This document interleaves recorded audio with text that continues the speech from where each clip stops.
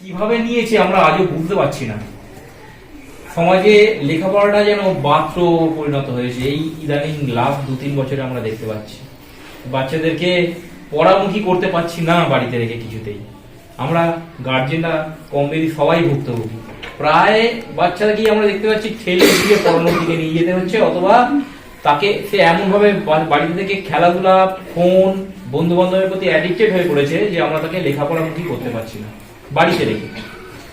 কিন্তু সেই জায়গা থেকে আজকে আমরা এই মিশনগুলো, সেই খামতিটা অনেকটা আমরা মিটিয়ে দিতে পারি, এবং সেই জন্যই আজকে আপনাদেরকে কাছে পেয়ে সেই প্রসেসটা আমরা আপনাদের সামনে তুলে ধরবো, যে প্রসেসের দ্বারা আমরা বাচ্চাগুলোকে মানুষ করছি।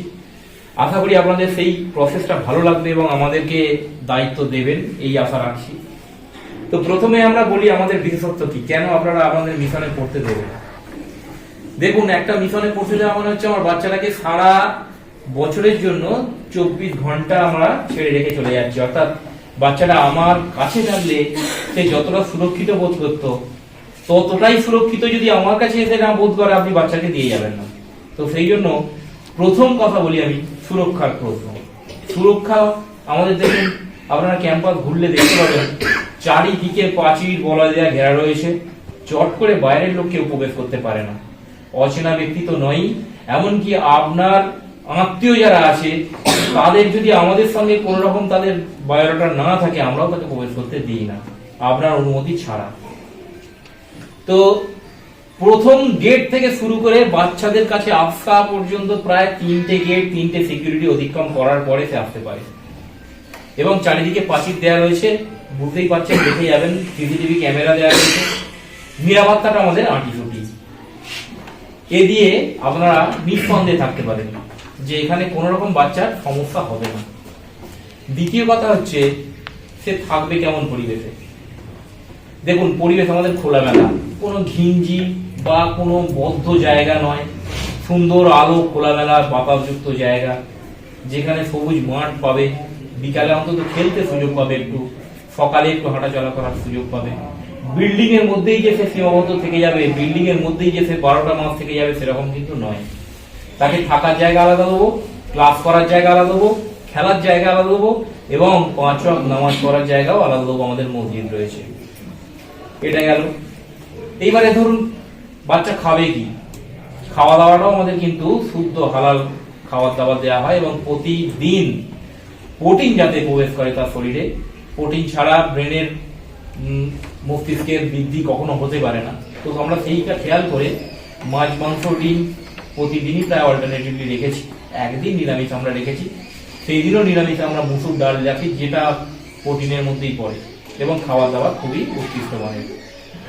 আমাদের মধ্যে স্যার আসছেন, আসুন স্যার।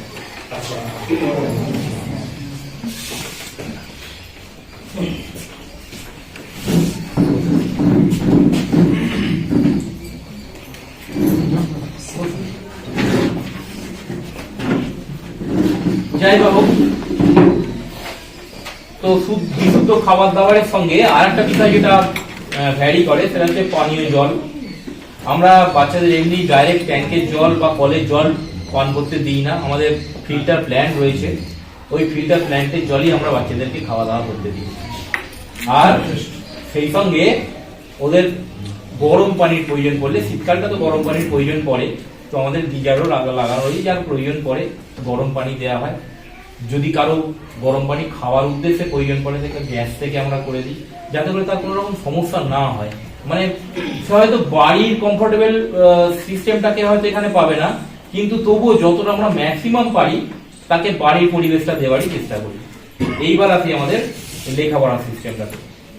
দেখুন, বাড়িতে থাকলে তাকে আপনারা দুবেলা হয়তো কেউ কেউ টিউশন দিতে পেরেছিলেন, বা কেউ কেউ দুবেলা টিউশন দিতে পারেননি, কিন্তু পড়াশোনা তাকে কিন্তু 5-6 ঘন্টা এক জায়গায় বসিয়ে করাতে পারেননি। এটা আমি নিশ্চিত যে বাড়িতে থাকলে তাকে পড়াশোনা 5-6 ঘন্টা বসিয়ে করানো যায় না। সেই জায়গাটা কিন্তু খুব খামতি, আমরা এই জায়গায় পূরণ করে দিই। আমরা সকালে ফজরের নামাজের সময় ডেকে দিই, তারপরেই তাকে মুখ হাত ধোয়া, একটু চাটা দেওয়ার পরেই তাকে পড়তে দেওয়া হয়। কোচিং এর জন্য টিচার আসেন, বাইরে থেকে টিচার আসেন, তারা কোচিংটা দিয়ে দেন, এবং 9টা পর্যন্ত আমরা বিশেষ করে ম্যাথ, ইংরাজি, বিজ্ঞান বিষয়ের কোচিং গুলো দিই, অন্যান্য বিষয়ের কোচিং আমরা দিই না, অন্যগুলো ক্লাসেই পড়াশোনা হয়ে যায়। ম্যাথটা খুব ক্রুশিয়াল সাবজেক্ট, ম্যাথের কোচিংটা দিই এবং ইংরাজিটাও দিই। 9টা পর্যন্ত কোচিং হয়ে যাওয়ার পর তাকে ছেড়ে দেওয়া হয়, তারা গোসল করা থেকে শুরু করে মানে বিদ্যালয়ে আসার জন্য, মানে স্কুল আওয়ার শুরু হওয়ার জন্য যেটা প্রস্তুতি নেওয়ার, ড্রেস আপ করা, এইগুলো তারা প্রস্তুতি নেয় এবং সেই সঙ্গে একটা লাইট খাবার দাবার দেওয়া হয়, ভাত বা কিছু হালকা তরকারি দিয়ে ভাতটা দেওয়া হয়। তো আমাদের 10:30 থেকে ক্লাস চালু হয়, 10:30 থেকে 1টা পর্যন্ত ক্লাস, 1টা থেকে 2টো পর্যন্ত একটা ব্রেক থাকে, সেই সময় লাঞ্চ ব্রেক থাকে। যদি কেউ গোসল না করে থাকে সকালের দিকে, সেই সময়টা গোসল করে নেয় বা খাবার দাবারটা খেয়ে না, আরো কিছু যদি তার প্রয়োজনীয় থাকে সেগুলো সে করে নিতে পারে এই সময়টা, 1 ঘন্টাটা। তারপরে 2টো থেকে আবার আমরা 4টে পর্যন্ত ক্লাসটা চালাই। গরমকালে ওটা একটু 1/2 ঘন্টা বাড়িয়ে দিই, 4:30 হয়ে যায়। শীতকালে আমরা 4টে পর্যন্ত বাকি ক্লাসটা চালাই। যেমন প্রত্যেকটা সাবজেক্টে ন্যূনতম 2 থেকে 3 জন করে আমাদের স্পেশালিস্ট টিচার রয়েছে, ঘুরিয়ে ফিরিয়ে আমরা সারাদিন ধরে ক্লাস দিতে থাকি। এরপরে বিকালবেলা 4:30 পর থেকে 1 ঘন্টার মতো ওদেরকে খেলার সুযোগ দিই, এই মাঠটায় খেলে, নিজেদের মধ্যে নিজেদের খেলার সরঞ্জাম থাকে, আমাদেরও কিছু খেলার সরঞ্জাম রয়েছে, বার করে দিই, সেগুলো ওরা খেলে, কেউ বসে গল্পও করে, সময়টা রিল্যাক্সে একটু কাটায়। এরপরে সন্ধ্যাবেলা থেকে আবার আমরা ওদেরকে সেলফ স্টাডিতে বসাই। সেলফ স্টাডিতে ওদের যে রুম টিচাররা রয়েছেন, রুম টিচাররা গার্ড দেন, ওরা পড়তে বসে, প্রয়োজন পড়লে তারাও দেখিয়ে দেন। এবার এরকম করে 9:30 বা 9টা পর্যন্ত পড়ানো হয়। তারপরে খাওয়া দাওয়া, নামাজ টামাজ পড়ানোর পরে তাকে আবার ঘুম পাড়িয়ে দেওয়া হয়। 10টা 10:30টার ভেতরে আমরা সাধারণত শুতে বলে দিই। এবারে যদি কেউ পড়তে চায় তাকে স্পেশাল পারমিশন করিয়ে দিয়ে 1-1.5 ঘন্টা পড়তে দেওয়া হয়, রাত জাগতে দেওয়া হয় না। এবারে আপনাদের মনে প্রশ্ন আসতেই পারে যে স্যার তাহলে আপনাদের এখানে খরচের ব্যাপারটা কিরকম রয়েছে। তো আপনারা খরচের বিষয়টা অন্যান্য জায়গার সঙ্গে যদি কোঅপারেশন করেন দেখবেন প্রায় প্যারালাল। হয়তো আমরা হয়তো আলামিনের মতো বড় বড় প্রতিষ্ঠান নয়, কিন্তু আলামিনের থেকে, আলামিন যেমন বড় প্রতিষ্ঠান সেখানে খরচও তেমনি। আমাদের ক্ষেত্রে আমাদের সাধ্যমতো খরচটা যতটা ম্যাক্সিমাম কমে করা যায় সেটাই করে রাখা হয়েছে।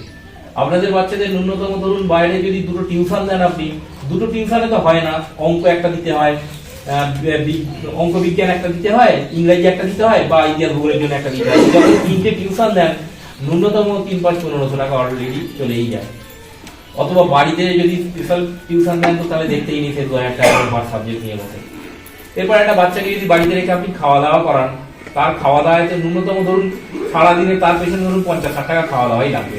মানে এটা যদি আমরা পার্টিকুলারলি আলাদা আলাদা হিসাব করি, একসঙ্গে ফ্যামিলিতে থাকলে হয়তো হিসাবটা গায়ে লাগে না, কিন্তু যদি আমরা হিসাব করি তাহলে দেখা যাবে কোথা দিয়ে সেই বাচ্চাটাকে খাওয়াতে 2000-3000 টাকা লেগে যায়, আর তার পড়াশোনা করাতেও প্রায় 1,500 টাকা এরকম লেগে যায়। এরপর রয়েছে আবার খাতাপত্র হেন তেন। এইটা যদি হিসাব করে দেখেন দেখবেন মিশনের টাকাটা ঠিক প্রায় প্যারালাল খরচই হচ্ছে। আর সব থেকে বড় কথা হচ্ছে আমাদের সমাজ আমাদের সাধারণত মেয়েদেরকে আর সিকিউর রাখতে পারছে না, নানান রকম ভাবে অশ্লীলতায় ভরে গেছে, ক্রিটিসাইজ, কটূক্তি, বক্রোক্তি, মানে বাচ্চাদেরকে বাইরে, ছোট বাচ্চাদেরকে পর্যন্ত বাইরে বের করানো যাচ্ছে না, এরকম পরিস্থিতি হয়ে গেছে। মানে কোলের বাচ্চা সেও মানুষের বাজে নজর থেকে তাকেও আমরা আটকে রাখতে পারছি না। সব থেকে বড় সমস্যায় আমরা ভুগছি এই সমাজটা। আর তার সঙ্গে দোষর হয়ে দাঁড়িয়েছে মোবাইল ফোন। মোবাইল ফোন ছাড়া বাচ্চা খাবে না, মোবাইল ফোন ছাড়া খেলবে না, সে মানে তাকে একটু হাঁটা চলা করা থেকে শুরু করে কিছুতেই তাকে মোবাইল ফোন ছাড়ানো যায় না। তাহলে এই সমস্ত বিষয়গুলো থেকে তাকে এড়িয়ে পড়াশোনায় নিমজ্জিত করাটা বাড়িতে রেখে খুবই কঠিন পরিস্থিতি। তো সেই জায়গাগুলো থেকে আমরা কিন্তু সম্পূর্ণ বাচ্চাটাকে ডিটাচ করে দেবো, এবং এখানে থাকা মানে সবসময় পড়া পড়া পড়া, আর মাঝখানে আমরা ইসলামিক শরিয়ত যে সমস্ত যেগুলো রয়েছে সেগুলো শিক্ষা পাওয়া, প্লাস ভালো সঙ্গে থাকা, মানে সব সঙ্গে থাকা, এটা এখানে পাবে। বাচ্চারা দুষ্টুমি করবে, এখানে থেকে যে দুষ্টুমি করে না তা নয়, দুষ্টুমি করে, কিন্তু সেই দুষ্টুমির মানটা সয়ে নেওয়ার মতো হয় বা সেটাকে রেকটিফাই করে নেওয়ার মতো দুষ্টুমি হয়। কিন্তু বাড়িতে থাকলে হয়তো দুষ্টুমিটা বাইরে পাড়ার লোকের সঙ্গে গন্ডগোলও হয়ে যেতে পারে, বা আরো ভয়ানক দুষ্টুমি হয়ে যেতে পারে, তার লাইফের ক্ষতি হয়ে যেতে পারে। এইবার আমি আরেকটা কথা বলি, যে আমাদের মায়েরা যারা আছেন তারা একটু ভেবে দেখুন তো, যে যদি আপনারা লেখাপড়া থেকে যদি চাকরি নিতে পারতেন, আজকে যে কষ্টটা আপনারা ফিল করছেন, সারাদিন রান্নাঘরে থাকা, সারাদিন বাড়ির কাজকর্ম করা, সত্যি এইগুলো কি ভালো লাগে সারাদিন করতে? আপনাদের কি মনে হয় না যে বাচ্চাটা আমার একটা চাকরি পাক, অন্ততপক্ষে সে রান্না বান্না তো কমন ব্যাপার, সকলকে, পুরুষ স্ত্রী সকলকেই রান্না বান্না করতে হবে, বাড়ির কাজ করতে হবে, এটা সকলের জন্য ম্যান্ডেটারি বিষয়। কিন্তু মহিলারা চাকরি পেয়ে সামনের দিকে এগিয়ে আসবে, তারা সমাজের হাল ধরবে, এইটা আমরা কি চাই না সত্যি? আমার তো মনে হয় এই বিষয়ে মহিলাদের সব থেকে এগিয়ে আসলে সব থেকে সমাজ, আমাদের দেশ বেশি উন্নতি লাভ করবে। একজন মহিলা যদি কোনো আইপিএস অফিসার হতে পারে, একজন মহিলা যদি কোনো এমবিবিএস ডাক্তার হতে পারে, তাহলে আমাদের মহিলাদের সমস্যাগুলো কিন্তু সে খুব ভালোভাবে সলভ করে দিতে পারবে, যেটা আমরা অনেক জায়গায় গিয়ে মহিলারা আটকে যাই। একজন পুরুষ ডাক্তারের কাছে গিয়ে মহিলা ঠিকঠাক করে নিজেকে এক্সপোজ করতে পারে না। আবার কোনো মহিলা পুলিশ অফিসারের কাছে গিয়েও অন্য কোনো মহিলা কমপ্লেন জানাতে গেলে তার সঙ্গে কি ব্যবহার হয়েছে সেটাও এক্সপোজ করতে পারে না। কিন্তু একজন মহিলা যদি পুলিশ অফিসার হয়, সেক্ষেত্রে আমাদের কাছে কত সুযোগ আসবে। তো আমরা কি সত্যি চাই না যে আমাদের মেয়েগুলো একটা ওই রকম জায়গায় গিয়ে পৌঁছাক? তো এই সমস্ত কথাগুলো মাথায় রেখে আমি আপনাদের কাছে আবেদন করব যে বাচ্চাদেরকে ভালো পড়াশোনার জন্য, ভালো যোগ্যতা তৈরি করার জন্য আমাদের মতো মিশনগুলোকে দিন, যেখানে বাচ্চারা অন্ততপক্ষে আমভাবে বা পাবলিকালি, যেখানে পড়াশোনা হচ্ছে না, সরকারি স্কুলগুলোতে তো পড়াশোনার লেভেল তলানিতে নেমে গেছে, ওখানে তো ক্লাস হয় বলে আমার মনে হয় না। সারাদিন স্যারেদের ওই মিড ডে মিল খাওয়ানো, ভোটার লিস্ট করা, এই সবেই তারা ব্যস্ত হয়ে থাকে। পড়াবে কখন? ভালো টিচার থাকা সত্ত্বেও পড়াতে পারছে না, বা স্কুলের পরিবেশ এমনই খারাপ হয়ে গেছে, আপনি বাচ্চাকে স্কুল পাঠিয়েও শান্তিতে ঘরে বসে থাকতে পারবেন না। কখন, যতক্ষণ না সে বাড়িতে ফিরছে ততক্ষণ পর্যন্ত আমার মনের মধ্যে আপনার ধূপধুপানি ঢুকে থেকে যাবে। তো সেই সব দিক থেকে সম্পূর্ণভাবে আমি মনে করি যে আমাদের মিশনগুলো আদর্শ জায়গা একদম। বাচ্চাকে দিয়ে নিশ্চিন্তে থাকা, তার খরচটা শুধু আমার বহন করার কাজ, বাকি মানুষ করার দায়িত্ব আমাদের। এবার আমরা চেষ্টা করি কি, কিছু কিছু অ্যারোগেন্ট বাচ্চা পাই যারা একটু বাড়ির সংস্পর্শে থেকে বাড়ির মতো থাকতে চায়। তারা হয়তো একটু বাড়ির পরিবেশটাকে ভুলতে পারে না, বাড়ির পরিবেশের মতোই এখানে সেই ফেসিলিটিস চায়, সেইগুলো হয়তো আমরা দিতে পারি না। সেক্ষেত্রে বাচ্চা একটু হয়তো কমপ্লেন করে থাকে, এই হয়েছে, ওই হয়েছে, এই খাওয়া হয়নি, ওই খাওয়া হয়নি, এই জল পাইনি। তো এইগুলো আপনারা গার্জেন হিসাবে একটু মানিয়ে নিতে হবে, কারণ আপনারাও ভালো রকম জানেন যে কোনো কোনো নতুন জায়গায় যাওয়ার পরে সেই জায়গায় মানিয়ে নিতে একটু সময় লাগে, এবং নতুন কাজ পেলে সেই কাজটাও যেমন মানিয়ে নিতে সময় লাগে, নতুন জায়গায় বসবাস করতে গেলে সেখানেও মানিয়ে নিতে সময় লাগে। আর সব থেকে বড় কথা হচ্ছে পড়ার চাপ তো এখানে বেশি থাকবে, যার ফলে কি হবে, পড়ার চাপে পড়ে সেই বাচ্চা কিন্তু, হয়তো কোনো বাচ্চা পড়াশোনাকে ভালোবাসে সে করতে থাকবে, যে বাচ্চা ফাঁকিবাজ থাকবে সে হয়তো পড়াশোনা করতে চাইবে না, তাকে তো আমরা জোর করে পড়াবো, তাকে আমরা পড়ার ফলে ফেলবো যে কোনো প্রকারে। তো সেক্ষেত্রে হয়তো তার একটু মনে ক্ষোভ জন্মাতে পারে, আপনাদেরকে অভিযোগ করতে পারে বিভিন্ন রকম। তো এইগুলো যদি আপনারা একটু মানিয়ে গুছিয়ে নিয়ে আমাদের সঙ্গে কোঅপারেটিভলি কাজ করতে থাকেন, আমাদের সঙ্গে আলোচনার মাধ্যমে থাকতে পারেন, আমরা কিন্তু কথা দিচ্ছি আপনার বাচ্চাকে নেবার কিছুদিনের মধ্যে, 2-3 মাসের মধ্যে দেখবেন আপনার বাচ্চা যেটা ছিল অন্ততপক্ষে আমরা 10%-20% চেঞ্জ এনে দেবো, এবং সারা বছরের পরে তো একটা চেঞ্জ আসবেই, সেটা অবশ্যই আপনাদের কোঅপারেশনের ভিত্তিতেই আসবে। শুধু আপনাদের একটা কথা মাথায় রাখতে হবে যে বিশ্বাসটা আমাদের মধ্যে দিয়ে রেখে বিশ্বাসটা রাখতে হবে, অর্জন করতে হবে বিশ্বাসটা। আর আমরা চেষ্টা করবো আপনার বাচ্চাকে কি করে, যে জায়গায় আছে, যে পরিস্থিতি আছে, সেখান থেকে কি করে তুলে নিয়ে আপনাকে একটা সুন্দর বাচ্চা মানুষ করে হাতে তুলে দেওয়া যায়, সেই হিসাবটা আমরা রাখবো। এবার যত বেশি করে আপনারা আমাদের সঙ্গে কোঅপারেট করবেন, তত ভালো করে আমরা তাদের বাচ্চাদেরকে মানুষ করতে পারবো। আমরা আশা করি যে এই মিশনটা আপনারা, এই মিটিংটা হয়ে যাওয়ার পরে যদি কারো মনে হয় যে একটু ঘুরে দেখবেন, তো আমাদের কর্তৃপক্ষের কাছ থেকে পারমিশন নিয়ে একটু ঘুরে দেখবেন আমি যে কথাগুলো বললাম সত্যি কিনা, কথা বলে দেখবেন। এবং আমি আশা রাখবো সব কিছু দেখার পরে আমাদের হাতে বাচ্চা তুলে দিয়ে যাবেন, আমরা মানুষ করে আপনাদের, অবশ্যই ভালো মানুষ করে বাচ্চা আপনাদের ফেরত দেবো, এই আশা রেখে আমি আমার বক্তব্য শেষ করছি।